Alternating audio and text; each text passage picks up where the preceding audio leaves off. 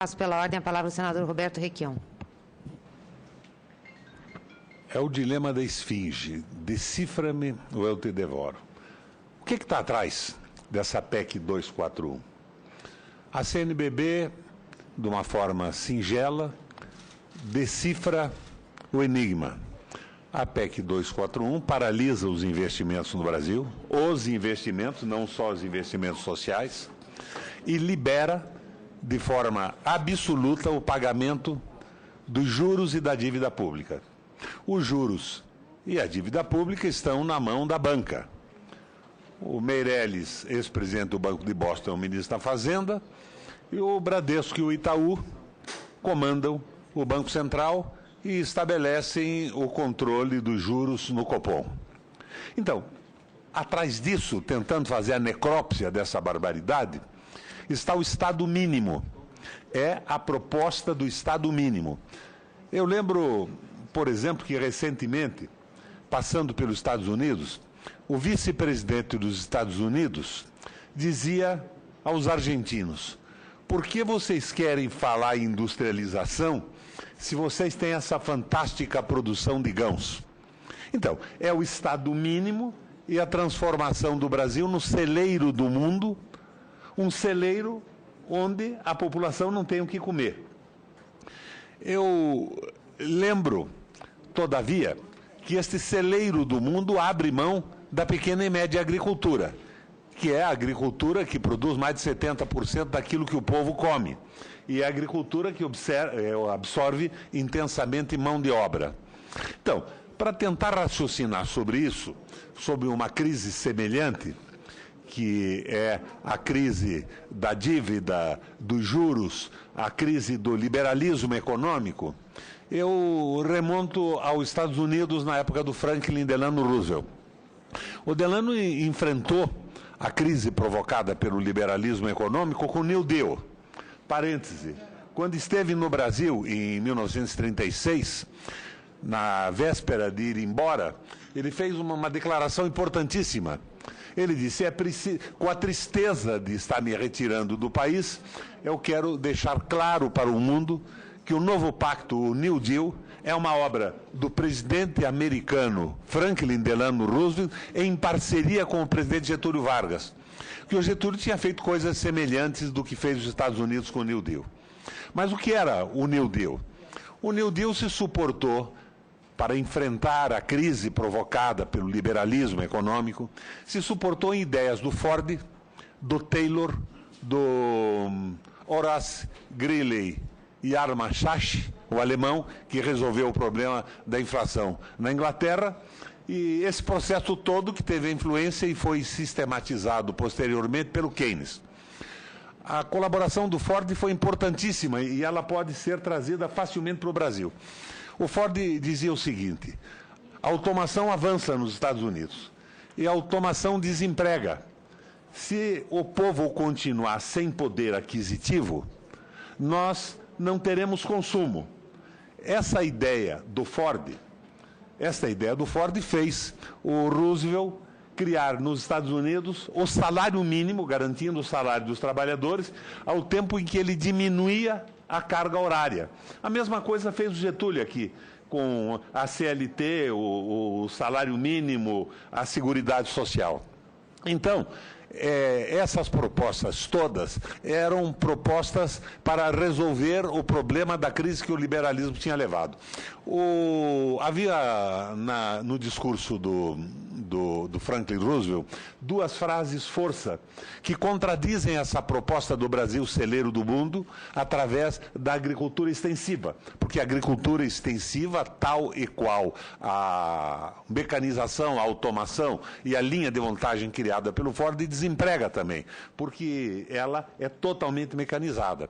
E nós estamos vendo aqui a desativação da pequena e média agricultura. O Roosevelt tinha duas frases que impulsionavam essa retomada da confiança do americano no Estado e no país. Uma delas dizia o seguinte: se as cidades queimarem, o campo se levantará e reconstruirá as cidades. Se os campos queimarem, as cidades morrerão de fome. Então ele estava apostando na agricultura. Agora, como ele apostava? É evidente que ele apostava na agricultura extensiva também, em certa medida. Os Estados Unidos transformou seus campos em milharais, os milhos foram subdivididos pela química americana em cerca de 900 subprodutos, e até hoje o milho é a base da alimentação norte-americana, fundamentalmente com os matinais. Mas ele tinha uma outra frase: em cada panela uma galinha, e em cada propriedade um poste de energia elétrica. A galinha era o estímulo à pecuária de pequeno e médio porte na pequena propriedade para garantir o sustento proteico da população norte-americana. E o poste significava a modernização.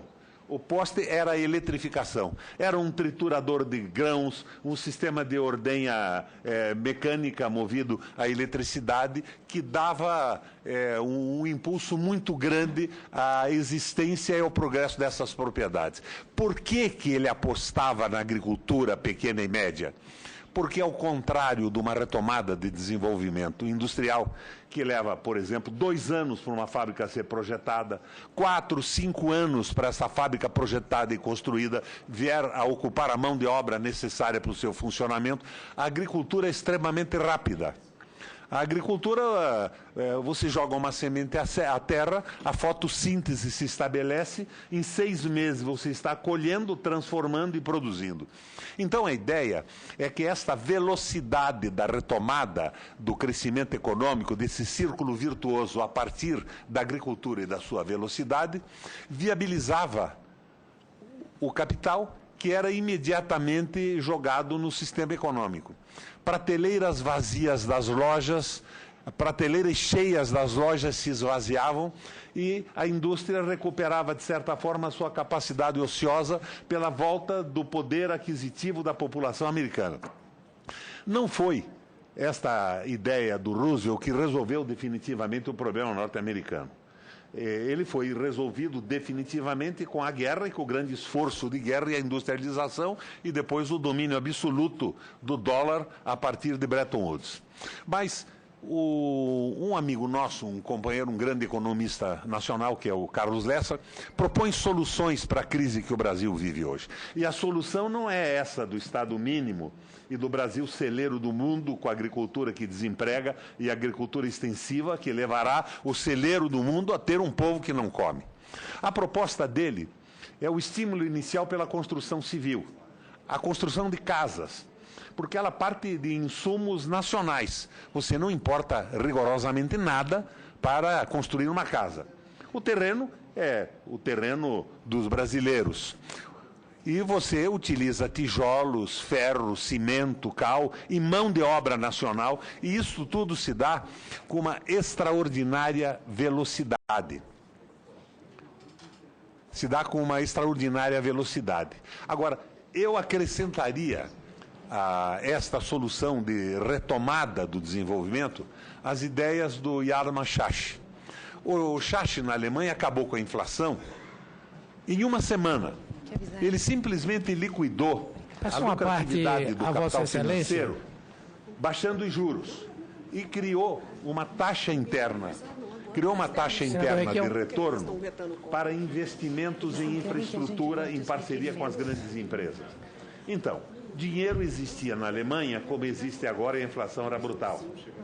E ele, fazendo com que esse dinheiro não tivesse rentabilidade mais no mercado financeiro, jogou os recursos alemães na construção da infraestrutura com grandes empresas. Em uma semana a inflação desapareceu e a retomada do desenvolvimento se deu. São algumas ideias que eu alinhavo para mostrar que a famosa PEC 241 é a proposta do Estado mínimo e está sendo implantada numa negociação fisiológica no Congresso Nacional. Ao tempo em que propõe o Estado mínimo... Uma parte, por favor. Imediatamente. Ao tempo que ela propõe o Estado mínimo num momento posterior, ela está liberando recursos na fisiologia do Congresso e aumentando de forma extraordinária a despesa. Com todo prazer, senhor.